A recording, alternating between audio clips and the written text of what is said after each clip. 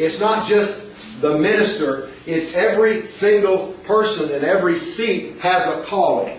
Right. It has a different flavor, a different color, a different look, a different demand, a different talent, a different gifting. But it's the call that's the will of God that you are to answer. And Paul is when he says he's beseeching, it's an urgency that he's trying to express. Because he knows what he's been through. He knows the Christians that he persecuted and even had killed. And he's speaking now as one who has changed his calling. He's answered the high one. He answered Jesus personally. And he's saying, I'm beseeching you to walk worthy of your calling. In other words, look at the call that you have and step in it. Okay. So what about this call that you have? Your call, you, is designed specifically one of a kind. The will of God is that you be strategically placed in someone else's life to bring them the gift of God. You are, wherever you are, whatever you're doing, you're strategically placed as a result of the will of God to pour out into someone else.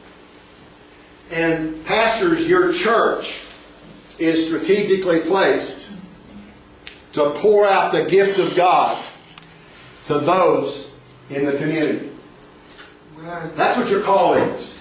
Whether you're part of the congregation or whether you're the pastor of the congregation, you're strategically placed.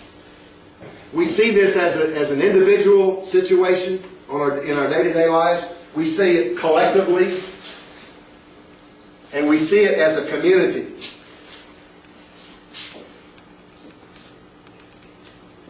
And remember that all of the gifts are centered in love. All of God's gifts are centered in love because He's love. Anything that He gives of Himself is centered in love. So whenever the Scripture mentions a gift of God, you could say the love of God as a gift.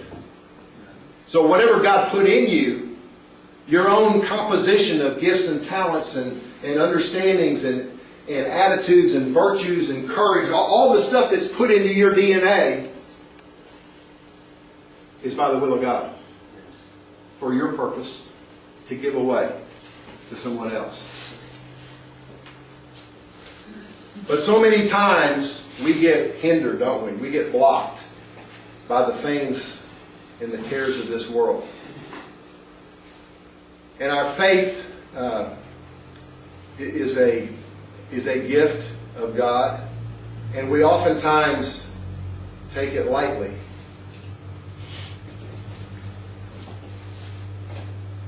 I just want to ask you if your faith is strong enough today. How strong is your faith? Do you believe what Charles said about the boy that got healed? The 6-year-old that had never walked before that's now walking. Do you believe that? Yes. Okay? You believe it because of the credibility of the person that's speaking it. But when you sit down in this chair, you believe that this chair is going to support you. It's not going to give way. Okay, you believe that. But it's a belief that's in your head, in your mind. You've calculated it, and you have experience to conclude that that's going to happen.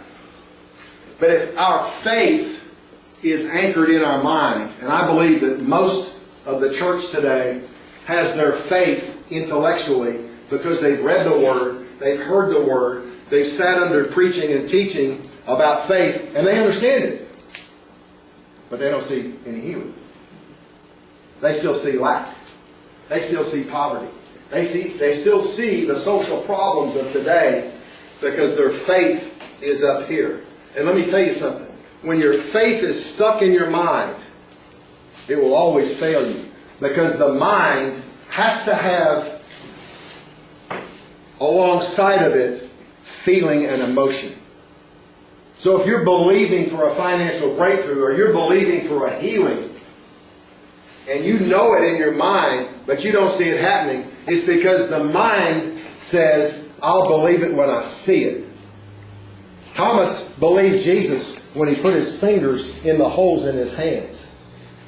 He had his faith intellectually in his mind. But when it's in your spirit enables you to act on the situation even though you don't see it. Even though you don't see any circumstances changing. That's where this community is today. Is we see the circumstances and we have faith to believe right about here. Because if you listen to the people, if you talk day to day, even the pastors, even the leaders, even the kids, the whole community, well, you know we have poverty. Well, you know you can always get drugs in Brookshire. You can walk. You don't even have to drive. You can just walk. Well, you know there's prostitution. You want to gamble? You can gamble. All of the social ills that we have, we know about, don't we? Why haven't they changed? Because our faith is in our head. It's in our mind. It's in our concepts. It's in our understanding. But the Spirit of God says that faith is the substance of what? And what? Are you hoping? Do you have hope and belief that this community is going to change? That poverty is going to be broken? Even though you don't see it? If you do, then your faith is in your spirit. If you just speak it and hope that somebody's going to drop $4 billion in this area and that everything's going to be okay, it ain't going to happen. It's the faith that we have in our spirit that enables us to continue on and to stand and to be firm and erect and placed in concrete to not move. We're standing because that's faith in your spirit. Now, one thing I want to ask you. In Matthew 17, it says, "For verily I say unto you, if you have faith as a grain of mustard seed,